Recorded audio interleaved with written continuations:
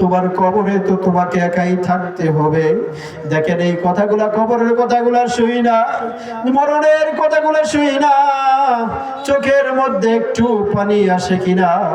এক ফোঁটা পানি যদি আবার আপনার জীবনে চোখ দিয়ে বের হয়ে যায়, জাহান্নামের আগুন নিবানের জন্য এক ফোঁটা পানি যথেষ্ট। চিল্লায় বলেন ঠিক কিনা? ও চরণার মুসলমান, গভীর মনোযোগ দিয়ে শুনবেন ভাই গো। আমি আপনি যখন মারা যাব, এইভাবে সুন্দর করে গোসল করে কাফন পরে যখন কবর দিকে নিতে থাকবে, জানা যায় যখন হাজার হাজার মানুষ দাঁড়ায়, মুর্দা লাশটা বলে, ও এলাকাবাসী, তোমরা মনে হয় আমাকে অনেক মানুষে সম্মান করতেছ, অনেক মানুষে বুঝি আমার জানাজায় দাঁড়াইছ।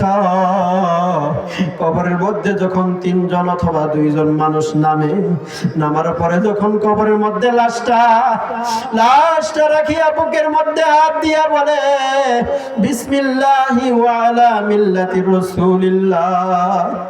লাশটা বলে, আরে আমাকে বুকে দইরা কত সুন্দর কইরা বুকের মধ্যে হাত দিয়া আমাকে যেন বলতেছে আমি তোমার সাথে আছি।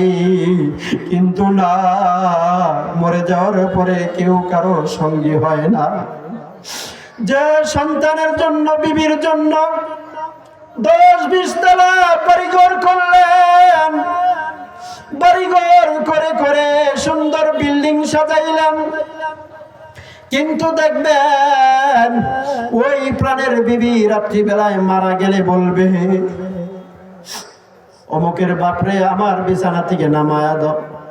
মৃত্যুবরণ করছে না জানি রাত্রি 12টায়, না জানি রাত্রি 12টায় আবার ভূত হয়ে যায়, আমাকে ধরে ফেলে, আমার বড় ভয় লাগতেছে। আগেও কিন্তু ভয় পাইতো একা থাকার ভয়, এখন কিন্তু ভয় পাই, এখন ভয় পাই ভূত হইয়া যদি আমাকে ধরে, এই ভয় পায়, যদি আমার ক্ষতি করে এই ভয় পায়। আগে ভয় পাইছে আমি যদি একা থাকি আমার ক্ষতি হতে পারে, ভূত পেন্তি ধরতে পারে, অথবা আমাকে কেউ ডর দেখাইতে পারে, কেউ মারতে পারে, আর আমি একা ঘরে কেমনে করে ঘুমাইব, এই জন্য ভয় পাইছে। আর এখন একসাথে থাকবে, মরার পরে একটু সময় বিছানার মধ্যে রাখতে চায় না, কারণ এই সঙ্গী ভালো না, এই সঙ্গী জীবিত নাই, এই সঙ্গী জীবিত না, এই জন্য এরে রাখা যাবে না। আর যদি জীবিত থাকতো প্রাণের ভাইয়েরা, তাহলে কি বলতো যে এরে নিয়ে যাও? বলে স্বামী আর স্ত্রী নতুন অবস্থায় একসাথে সব সময় থাকতে চায়, কেন জানেন?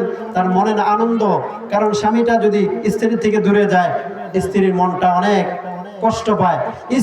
স্বামী যদি স্বামীর থেকে একটু দূরে যায়, স্বামী কেমন যেন নিজেকে ইতিম ইতিম ভাবে, ভালো লাগে না, কারণ জানেন তার নতুন অবস্থায় কেউ একে অপরকে ওইভাবে চিনে নাই, জানে নাই, ভালোবাসা গভীর হয়ে আরে না, এই জন্য একা থাকতে ভয় পায়।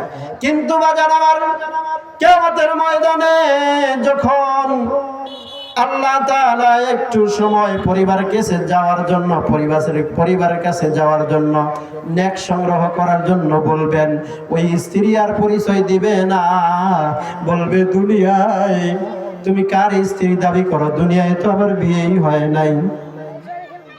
অথচ বিয়ের পরে 60-70 বছর, 50 বছর, 30-40 বছর সংসার করছে, কয়েকটা বাচ্চার মা হয়েছে, তারপরে বলে বিয়ে হয় নাই। কি বলে? তারপরে কি কয় বিয়ে হয় নাই? কারণ ওই যে নেক দেওয়া লাগবে, যে সে নিজেই তো নাফসি আমি একটা নেক দিয়া কম পড়বে, এই জন্য বলে বিয়ে হয় নাই। আর দুনিয়ায় দেখেন সারা জীবনের সম্পর্ক এক রাতেই তার মধুর সম্পর্ক হয়ে যায়। একটা নববধূ স্ত্রী পরের দিনই তার সাথে এমন ভালোবাসা জমে, মনে হয় যে তার সাথে আগে মনে হয় 40-50 বছরের প্রেম ছিল। এরকম ভালোবাসা হয় না? হওয়ার কারণ কি জানেন?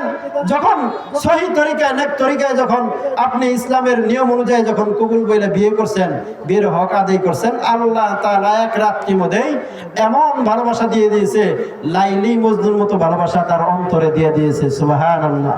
তাহলে আল্লাহ তাআলা ওই বিবি, ওই মা, ওই বাবা, ওই সন্তানের চেয়ে বেশি ভালোবাসে বান্দারে না কম ভালোবাসে? আল্লাহ তাআলা বান্দাকে বেশি ভালোবাসে। কেমন বেশি ভালোবাসে? আল্লাহ তাআলা বলেন, তোমাদের হাতের দিকে তাকাও, তোমাদের হাতের মধ্যে দেখো রেখা আছে, প্রথমটা হইল 18, তারপরেরটা আছে দেখো 81, 18 আর 81 99 হয় কিনা? আমি আল্লাহ তোমাদেরকে 99 ভাগ ভালোবাসার ভিতরে 1 ভাগ ভালোবাসা তোমাদের মধ্যে দিয়া 99 ভাগ ভালোবাসা আমি আল্লাহর কাছে রেখে দিয়েছি। তারপরেও তোমরা একে অপরকে ছাড়া থাকতে পারো না। তোমরা কি বুঝাও আমি আল্লাহর চেয়ে তোমাদের ভালোবাসা বেশি? কোনোদিনই বেশি নয়। আমি আল্লাহ 99 ভাগ ভালোবাসা নিয়া আমি আসমানের ভিতরে তোমাদের কথা ফেরেশতাদের সাথে সারাদিন আলোচনা করতে থাকি। সুবহানাল্লাহ। আল্লাহ তাআলা ডাক দিয়ে কয়, ও চন্দ্রহারা মুসলমান, আমার বৃদ্ধ বাবাজিরা, যুবক ভাইরা, স্নেহের কচিকাঁচা বাচ্চারা, গভীর মনোযোগ দিয়ে শোনো। আল্লাহ তাআলা ফেরেশতাদেরকে ডেকে বলেন, ও আমার ফেরেশতারা, তোমরাই তো বলছিলে মানুষ বানানোর কোনো প্রয়োজন নাই, এই মানুষেরা মারামারি কাটাকাটি হানাহানি করবে, কিন্তু ফেরেশতা দেখো ওই যে চর্নলহরা বাইতুর রহমান জামে মসজিদের উদ্যোগে মাহফিল, ওই মাহফিলে যায় দেখো বান্দারা শীতের মধ্যে খড়কুটার মধ্যে যে বান্দার গাড়ি আছে, বাড়ি আছে, ন্যাপ তোশক কম্বল জাজিম কত ব্যবস্থা থাকার পরেও ওই খেরের মধ্যে খেরকোটার মধ্যে সুন্দর কইরা কেন বসে রইল জাননি? ও আমার ফেরেশতারা এই জন্য বসে রইছে, আমি মালিক তাদের প্রতি রাজি খুশি হইয়া যাইব। আর আমি মালিক যদি খুশি হইয়া যাই, এই দুনিয়ার সমান 10 দুনিয়া জান্নাত তাদেরকে আমি দান করবে। সুবহানাল্লাহ। আর চিল্লায় বলেন সুবহানাল্লাহ। তাইলে আমাদের জন্য যদি জান্নাত 10 দুনিয়া সমান জান্নাত দেয়, তাইলে আমাদের খুশির আত্মহারা হয়ে যাব, আমরা খুশিতে পাগল হয়ে যাব। কথা বলেন ঠিক কিনা? কিন্তু দুনিয়ার জমিনে যদি আমরা কোনো মালিকের কাজ করি, মালিক যদি আমাদের কাজে খুশি হয়, 100 টাকা হইলেও বেশি মুনাফা দেয় কিনা? আমার আল্লাহ বলেন, আমি কোনো টাকা দিব না, আমি কোনো সম্পদ দিব না, আমি এমন একটা মহামূল্যবান সম্পদ দিব দুনিয়ার মানুষ কোনোদিনও কল্পনা করে নাই, সেটার নাম হলো জান্নাতুল ফেরদাউস। ভাইরা আমার, বন্ধুগণ আমার, 1 মিনিটের শেষ আলোচনা। তাহলে আমাদের দুনিয়ার বুকে কিসের জন্য পাঠাইছেন আলোচনা মনে আছে কিনা? প্রথমে বলছিলাম ওমা খালাকতুল জিন্না ওয়াল ইনসা ইল্লা লিয়াবুদুন, আমাদেরকে এবং জিন জাতিদেরকে আল্লাহ তাআলার দাসত্ব, আল্লাহ তাআলার হুকুম ইবাদত করার জন্যই সৃষ্টি করেছেন। কথা বলেন ঠিক কিনা? আমাদেরকে ইবাদত করার জন্য সৃষ্টি করেছে।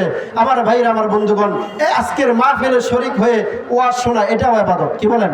আজকের মাহফিলে সময় দেওয়া আলেম ওলামার পিছনে এখানে ওয়াজ শুনে নিজের জীবন পরিবর্তন করার চিন্তা করা এটাও ইবাদত।